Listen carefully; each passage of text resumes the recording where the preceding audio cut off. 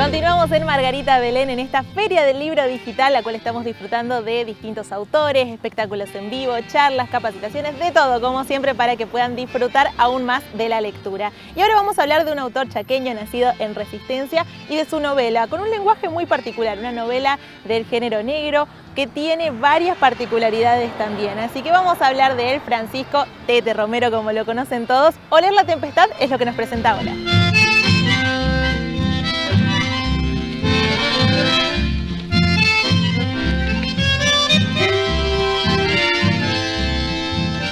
Muy buenas tardes, soy Pablo, tengo el honor de presentar este libro de Francisco Tete Romero, a quien estoy saludando ya.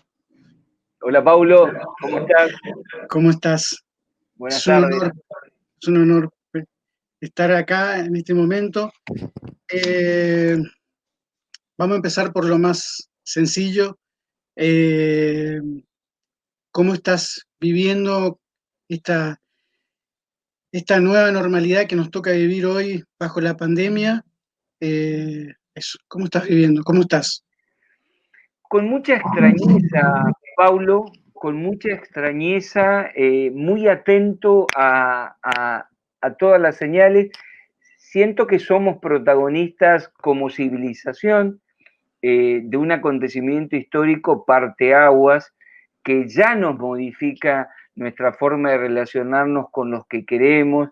Esta paradoja de porque te quiero no me puedo acercar. Porque te quiero, te tengo que cuidar, y mi modo de cuidarte es comunicándome con vos en un territorio digital. Este nuevo concepto de que somos habitantes de dos territorios. En el territorio donde está el peligro, querer es cuidar al otro. Y en este territorio que tenemos que aprender que tiene otro tiempo, que llegamos cansados, en fin, estamos habitando un nuevo mundo donde nos vemos de esta manera y cometiendo errores y aprendiendo todo el tiempo, ¿no? Estamos comunicándonos a través de un territorio digital. Siento que la ciencia ficción, lo que creíamos que era ciencia ficción, ayer nomás, hoy es el cotidiano. A los tropiezos, a tientas, con muchas ganas, pero así estoy transitando, Paulo. Y en este concepto de, que lo mencionaste recién, ¿no? De cuidarte, cuidame, hay algo colectivo muy necesario para que todos podamos salir adelante en este contexto. Y ya entrando un poco en tu proceso creativo, quería saber cómo es tu construcción literaria. ¿Es colectiva, no es colectiva, es más individual, más personal, hasta que después recién salís a mostrar? Y en particular en el proceso creativo de esta novela de Oler la tempestad, ¿cómo fue ese proceso? Cada libro es diferente, pero tiene un disparador que es un tono. En el 2017, febrero del 2017, tres acontecimientos que aparentemente no tienen nada que ver. Uno, yo estaba escuchando Perfume de la Tempestad de los fundamentalistas del aire acondicionado, pero sobre todo un monumento del Indio Solari en letra y tema. Escuchaba todo el día. Me lo había regalado mi hijo Mariano, que es ricotero como yo, y me dijo, escuchá papá que te va a partir la cabeza. Y estaba escuchando eso. Y imaginaba al mismo tiempo una ficción distópica en 2017, donde mi obsesión era, ¿qué pasa si en algún momento hay un gran apagón, como efectivamente sucedió luego, un gran apagón, pero durante 10 horas nadie sabe qué pasó?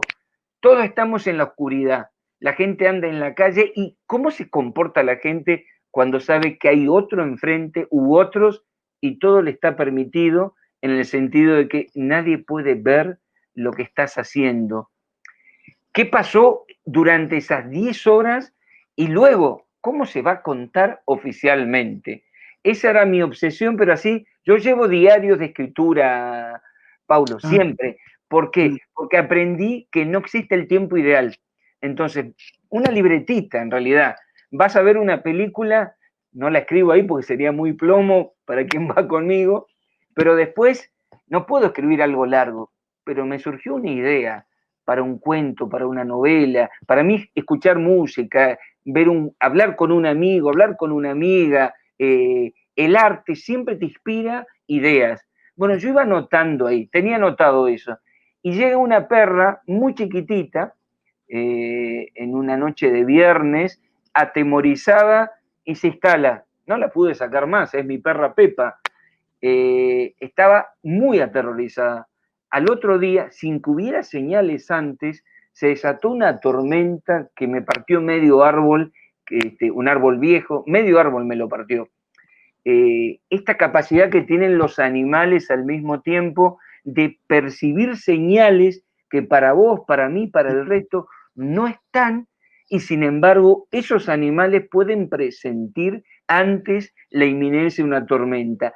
Todo eso junto, más una preocupación, que es una preocupación de toda escritora o escritor, cada vez podemos expresarnos peor porque nos roban las palabras. Usamos un lenguaje tan restringido, tantas frases hechas, tantos lugares comunes, que desnaturalizar lo que creemos que decimos y no lo decimos, convertir nuestros sentimientos en una expresión clara, precisa, es muy difícil. Yo por ese lado estaba escribiendo algunos apuntes. Todo eso apareció cuando un personaje entra en un bar del Bajo de Buenos Aires, que yo conozco muy bien. Me gusta toda la zona del Bajo de Buenos Aires. Yo viví 4 años en Buenos Aires. Y escucha a alguien con la voz rota cantar uno de los temas de Perfume de la Tempestad. Yo dije, bueno, ¿qué pasa en ese bar? Y escribí eso. Creo que es el capítulo 3. El capítulo 3 es un cuento, arrancó como un cuento, terminó siendo una novela. Luego de ese proceso, yo siempre tengo 2 personas a las que le confío el cotidiano de la escritura, sobre todo para ver si encontré el tono. Vos podés tener una historia, pero te falta el tono y está muerto.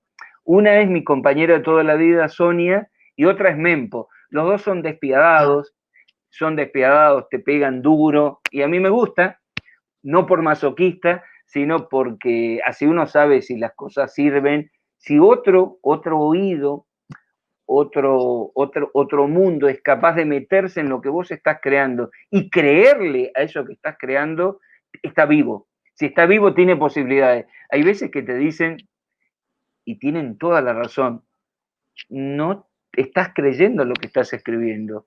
Me ha pasado muchas veces, Paulo. En eso yo sentía que el texto estaba vivo. Y eran 3 carillas.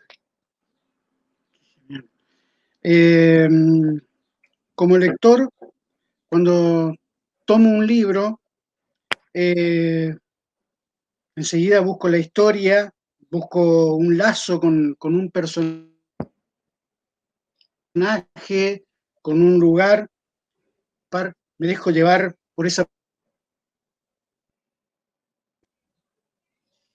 Y por lo general suelo poner el teléfono en silencio para entrar más en la historia, y a veces busco música que me sugiera el mismo libro o alguna otra música.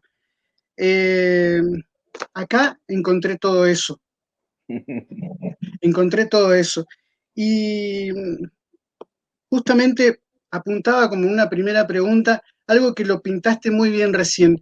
La novela hay cine, hay música, hay poesía, está todo muy entrelazado. ¿Lo pensaste en algún momento eso o simplemente se dio en el proceso de escritura de esa unión de todas estas manifestaciones culturales que están en la novela? Creo que, sobre todo, a partir de mi generación, yo soy del 63, como dice la canción de Fito, nosotros somos multilenguajes, educados en el cine, educados en el mundo audiovisual. Antes las generaciones, qué sé yo, la generación de Balzac o Dostoyevsky, podía haber música, pero eran muy gráficas, no conocían lo que era la elipsis, básicamente, el siglo XIX, entonces una introducción podía ser 7 páginas. Hoy podés en 4 líneas, mediante sobre todo lo que sugerís, narrar lo que querés narrar. Y eso nos enseñó el cine, la pintura vanguardista, y estamos atravesados. Yo suelo tener una condición de producción muy rara porque me meto en el texto, pero por ahí quiero escuchar una música porque me falta un tono, o digo, y esa escena de esta película, por ejemplo, yo quería trabajar con un personaje que duro y que se emocionara. Y pensé lo que significó para mí la escena de Luces de la Ciudad de Charles Chaplin, la última película de Charles Chaplin muda, la escena, aparte con la música, la violinera, y yo la veía y me estaba emocionando, pero me estaba emocionando no como el personaje que fui, sino como el personaje que está mirando. Entonces, ver esa película, yo me tenía que meter en un cine siguiendo a un personaje, tenía que ver lo que le pasaba a la otra persona y emocionarme yo por la película y por esa emoción. Es como que somos seres que estamos atravesados de múltiples mensajes, ¿no? Y por eso también me gusta una novela donde haya muchos personajes y donde ninguno sepa todo. Ningún personaje sabe lo que le va a pasar. No escribo con plan desde el principio hasta el final. Los personajes van construyéndose. Soy muy obsesivo con eso, pero te mentiría, Paulo, si te digo que yo sabía lo que le iba a pasar a los personajes al final. Eso no lo sé, eso se va construyendo. Estamos presentando este libro y para atrapar un poco a los lectores, porque queremos que nos lean, que te lean en este caso, hay un hecho que ya lo tiraste ahí, lo del apagón, pero podrías resumir como el hecho principal de la novela, que dispara toda una trama hermosa que va sucediendo después, que está contada acá de manera elíptica, pero que tiene fecha, que es en el 2022. Contanos un poco eso como para también acercar a los lectores de ese modo. Me parece perfecto. Yo escribo con mapas también siempre al lado. Y en el mapa tenía un centro. Y el centro era 16 de septiembre del 2022. Una noche donde se produjo un apagón. El apagón de ahora es un apagón que incluye a los sistemas, por lo tanto se cayeron los aviones, sucedió en 10 ciudades de la Argentina y al término de esa experiencia se estima oficialmente que desaparecieron 10.000, 15.000 personas y extraoficialmente hasta 25.000 o 30.000. Todo cambia a partir de ese momento y hay como la necesidad para una sociedad que vivió un trauma de regular esa normalidad para evitar el desasosiego y la angustia. Surge así una compañía, una corporación que maneja como una especie de mapa digital del estado social del lenguaje con celeste flúor. Se puede ver en el mapa digital las zonas de sosiego, donde se usa, lo recomendable son usar 8 o 10 frases o fórmulas que los smartphones, además, ni bien uno está tecleando la primera palabra, ya te completan de modo tal de que no tengas que pensar. Porque el lenguaje normalizador se regula con 50 o 60 palabras, con color rojo en ciertas zonas sur de la ciudad, están las zonas del desasosiego, donde irrumpen inclusive jóvenes que se desnudan, que tienen tatuados lenguajes ininteligibles, dice los teóricos de la compañía, y se desnudan para ser leídos. Ese es el tema, ¿no? Por un lado hay una tensión entre cómo se narra el post-apagón y grupos de hackers que buscan de alguna manera descubrir la verdad en Internet profunda. Internet profunda es ese Internet que no está pública para nadie, pero que en algún momento se puede acceder, y allí hay lo peor de la especie. Se puede encontrar hasta, por ejemplo, yo estuve hace poco haciendo una incursión a partir de lo que nos dijo Hernán Casiari que había que buscar. Hay hasta grupos de gente que tiene gustos de canibalismo y otros que tienen gusto de ser comidos. Esa aberración, hasta esa aberración se puede encontrar en la Internet profundo, ¿no? Ahí se comercia de diferente manera. Eso existe en nuestro mundo y no es ciencia ficción. Así que bueno, ese es el punto de partida, Paulo. En la introducción contamos que hay un excelente texto de Claudia Massín, donde el título es El lenguaje como virus y como antídoto. Que es muy poderoso todo lo que pone Claudia acá.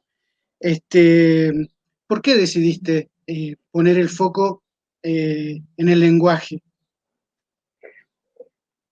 Mira, yo amo un texto de Walter Benjamin que recomiendo siempre, El narrador de Walter Benjamin. Y Walter Benjamin dice que, contrariamente a lo que se suele creer, después de las guerras, después de los grandes cataclismos, los sobrevivientes no vuelven enriquecidos en cuanto a su lenguaje. Les cuesta mucho contar y narrar lo que padecieron. Hay una experiencia de empobrecimiento, porque es tanta la experiencia sufrida que no hay lenguaje para narrar eso, que es de la zona de lo indecible. Salvo que se produzcan revoluciones culturales, salvo que se produzcan movimientos que planteen la emancipación del lenguaje en general, se instala como una necesidad de olvidar, como una necesidad de asumir determinados relatos o narraciones que buscan el sosiego, ¿no? Que buscan el sano olvido. Y a mí me parecía que en ese tiempo civilizatorio del 2017, estaba en disputa el tema de la memoria. Yo me acuerdo inclusive cierto debate que hubo ya no en el Ministerio de Cultura, en la Secretaría de Cultura, sobre el origen de la memoria, y se decía que cómo confiarse de los relatos orales. Inclusive había un sesgo negacionista con lo que eran los juicios de lesa humanidad. Bueno, pero qué sé yo, si lo que vos estás contando como testigo existió o no existió. Ya había un estatuto jurídico internacional sobre el valor de los relatos orales, ¿no?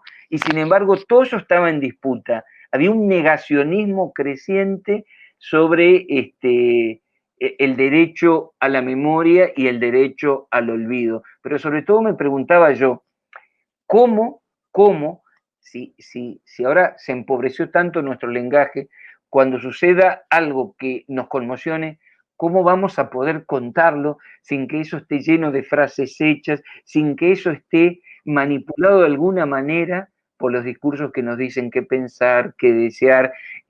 Jorge Alemán, que es un gran psicoanalista junto con Nora Merlin, bueno, mi amistad con Claudia es por mucha afinidad. Claudia es una extraordinaria poeta, pero aparte psicoanalista, y tenemos lecturas comunes.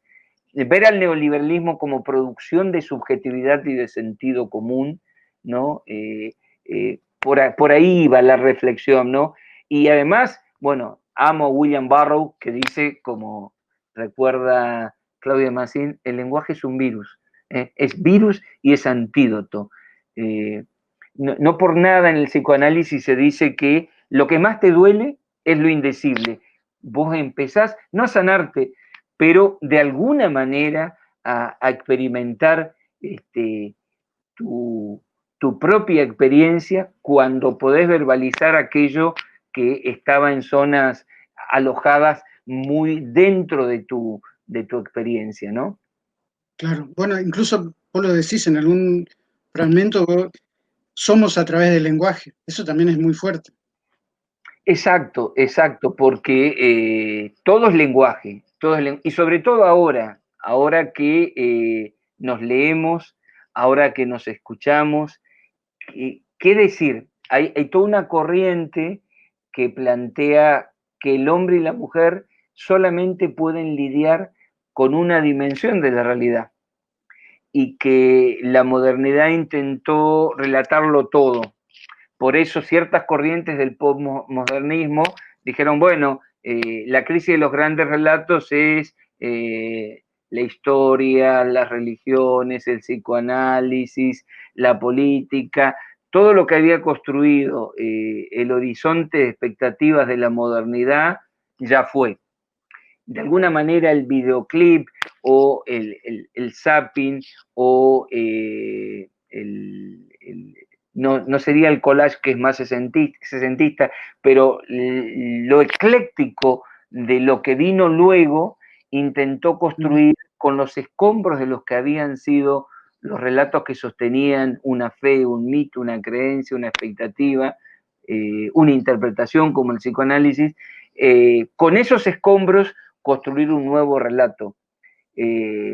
Por lo tanto, la visión fragmentada de la vida también es una de esas consecuencias. Estamos atravesados todo el tiempo por miles de noticias, por miles de informaciones, leemos y escribimos todo el tiempo y sin embargo sentimos que ese lenguaje es un lenguaje extranjero, que está producido. Por eso hay ciertos psicoanalistas que piensan, Jorge Alemán es uno de ellos, Nora Merlin también, que la experiencia del neoliberalismo fue una experiencia de convertir a una sociedad en una sociedad dentro de un laboratorio de una experiencia psicopolítica. Adictus, siempre recordamos esto, de latín addictum, a falto o sin, dictum lenguaje, no es el mudo, pero es aquel que por carecer de cantidad y calidad de palabras no puede pensar por su propia cuenta, ¿no? Entonces siempre es rehén de un discurso, de un discurso ajeno. Se salva de todo esto, bueno, ya me iba adelantando, así que disculpa. Perfecto, perfecto. Me interesa otra cuestión que me parece también como un eje central en el libro que atraviesa todo. Eh, Hablamos del Indio Solar y los fundamentalistas del aire acondicionado, porque bueno, están acá, se palpa, se percibe esa canción, pero también aparece Leonardo Fabio, qué sé yo, aparecen otras cosas. La novela se desarrolla en el futuro, pero a la vez tiene que ver con algo que pasó y a la vez hoy, en este contexto de pandemia, es tan palpable la novela. Eh, ¿Cuánto juega para vos el tiempo y qué significa el tiempo en la construcción? Es la clave.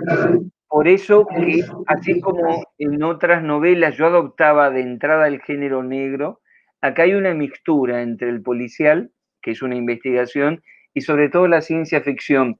Pero la ciencia ficción al estilo de el Phyllis Dick de Sueñan las ovejas con androides electrónicos, más conocido por la película, la película Blade Runner que pudimos ver que es una adaptación. Fíjense ustedes que, fíjate Paulo, que es una novela del año 68.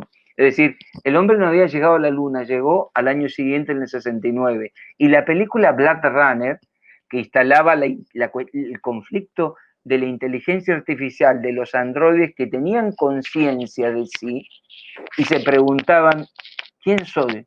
¿Cuánto me queda? Si es real lo que estoy viviendo, y llegaban a ser más humanos que una humanidad deshumanizada. Esa película es del 82, de la época de Malvinas.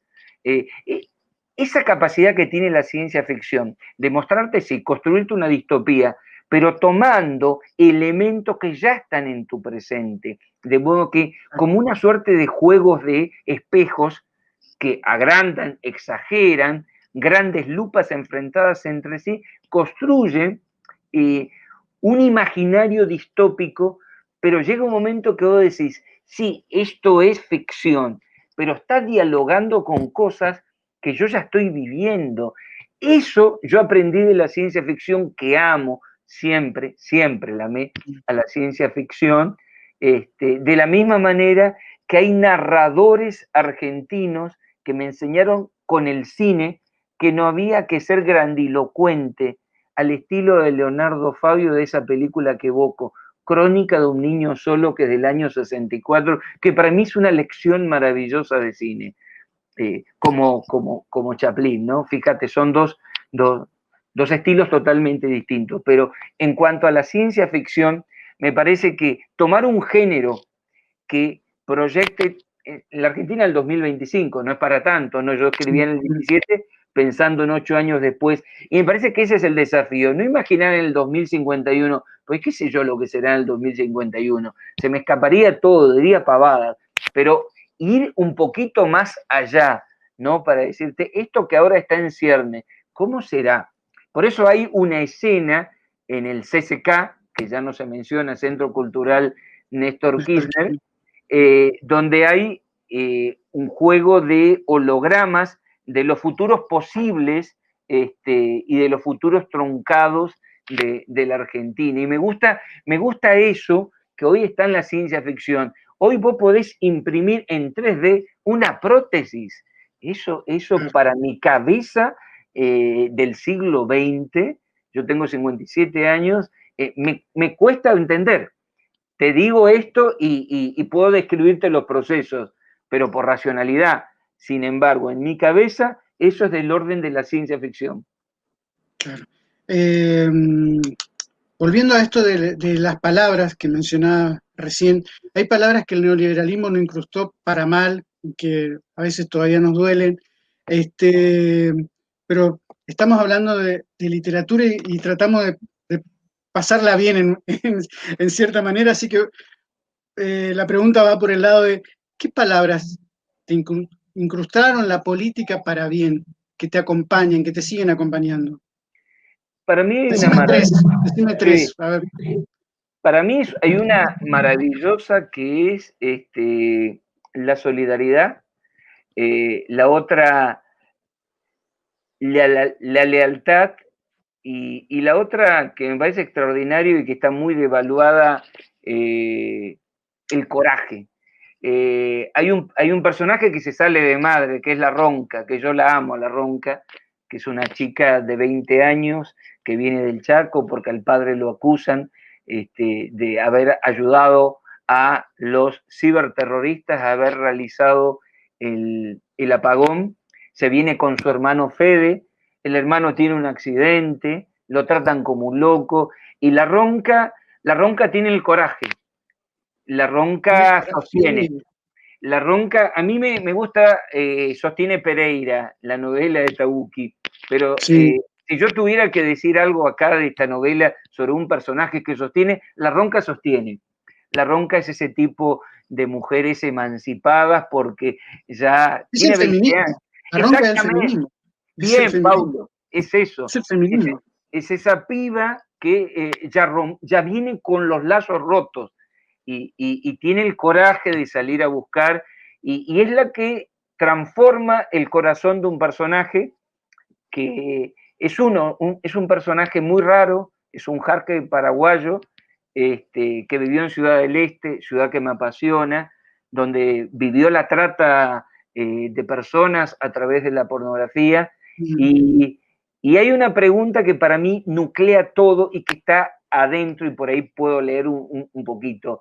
¿Acaso soy responsable de mi prójimo? ¿Acaso soy responsable de ellos? Yahvé en la Biblia le hace una pregunta a su hijo Caín. ¿Dónde está tu hermano? Fíjense el tiempo que tiene esta pregunta y cómo resuena ahora. Está vivo ese interrogante.